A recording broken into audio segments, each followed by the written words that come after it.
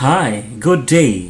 Welcome to our class in ethics. But before proceeding, I would like to say good morning, and I hope and wish that all of you are in great shape.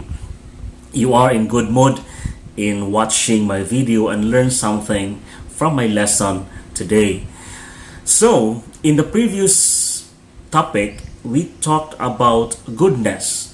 When can we say that an action is good? Or when can we say that an action is evil?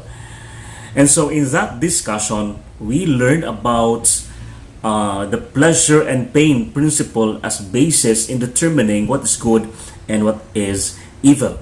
And I hope you still remember the principle that when an action provides us pleasure, there is pleasure in our body, we feel happy and we feel good, then the action must be good. But if we feel pain, we are inflicted with pain, then the action is considered evil. And so today, let us talk about another basis or principle on goodness. This time, let us talk about utilitarianism by John Stuart Mill. Okay, so si John Stuart Mill is one of the strong proponents on utilitarianism. What is utilitarianism?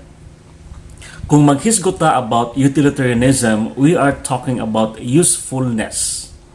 Usefulness, gamit. So, in the principle of utilitarianism, an action is good if it is useful. Meaning to say, if what you're doing will benefit not only a number of people, but of the greatest majority of the people in your community, then your action must be good. Okay? So, this is just very simple principle. Anything that you do that is useful, dunay gamit sa katilingban, then that action must be good. So, for those who are delinquent, mga delinquente, mga siaw sa katilingban, in which was nila ang gibuhat kundili magsamok-samok, maghatag og kagubot sa katilingban, then definitely their action is not good or can be considered evil because they have no use or utility in the community. Pero, kung magkandak mong voluntaryo, when you are cleaning the seashore or the streets. Now, these things have so much value because they can help. They are useful in your community. So, your action must be good. If you help your mother or father in the house with the house chores, mutabang kag panglimpyo sa bahay or mutabang ka og bugha o kahoy and anything that could help your parents, then the action must be good because it has use in your family. Pero kung magsigira kag higda-higda, magsigira ka og duwa ML or Facebook, doing nothing or not helping in your family, then that is considered evil because it has no use in your family.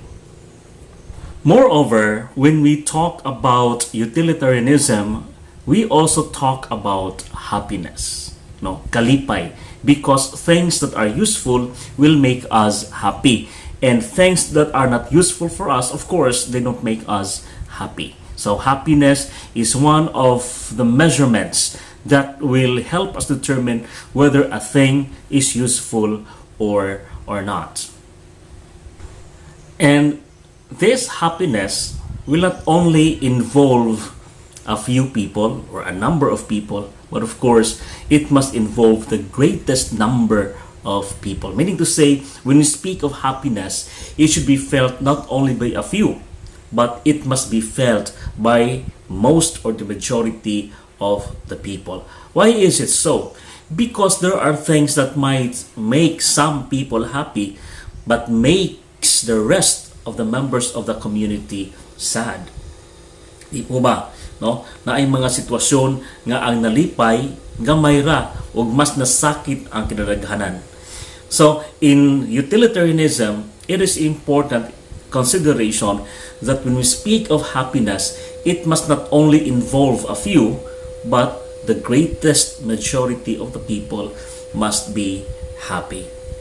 So, if in a particular action, majority of the people are happy, then that means to say that the action must be good. But of course, if people are not happy with what you did, then of course your action must not be good. Along this line, another philosopher supports this kind of concept in the person of Jeremy Bentham. For Jeremy Bentham, happiness is the measure of the goodness or the evilness of the action. When a person is happy, then definitely the action must be good. But if a person is sad, then the action must be bad or evil.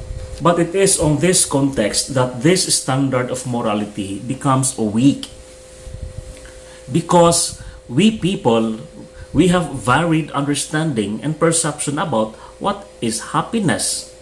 Because in the principle of utilitarianism, we are not just talking about happiness that is based on the physical level. Rather, we are talking about that happiness, the ultimate happiness that is everlasting.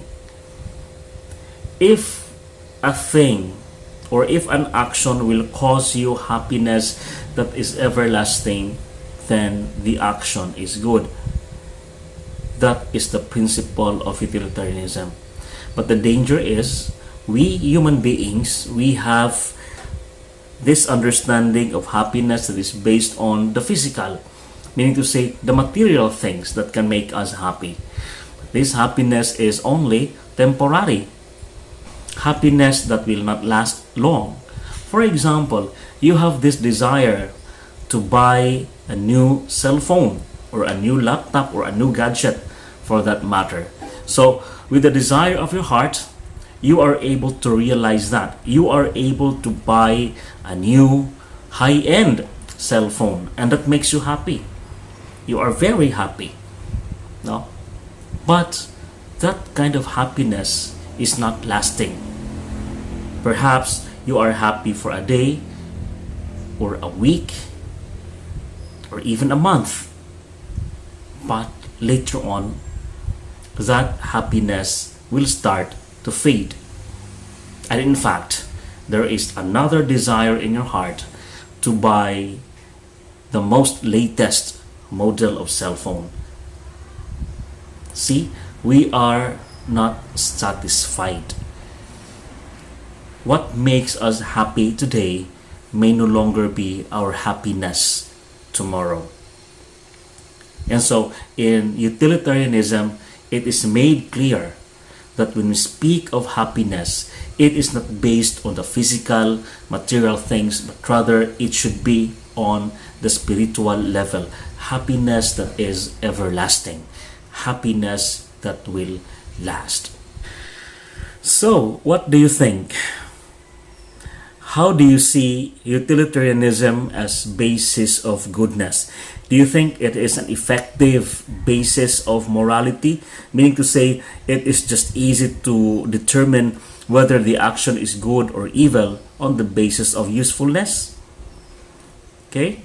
So, sa dun ra ba gamiton ang utilitarianism pag-determine o pag-ila kung ang imong lihok maadyo ba o daotan? Just always remember that when we speak of utilitarianism, kini naghiskot about gamit. Kung doon na ba'y gamit ang imong gibuhat o ang imong gihimo, then it is good. Especially if the more number of people are happy with what you are doing, then definitely your action is good. But on the other hand, kung why gamit ang imong gihimo, instead naghatag og problema ang imong gihimo, and then daghang nga suko or many of your family members or members of the community are sad, then definitely your action is evil.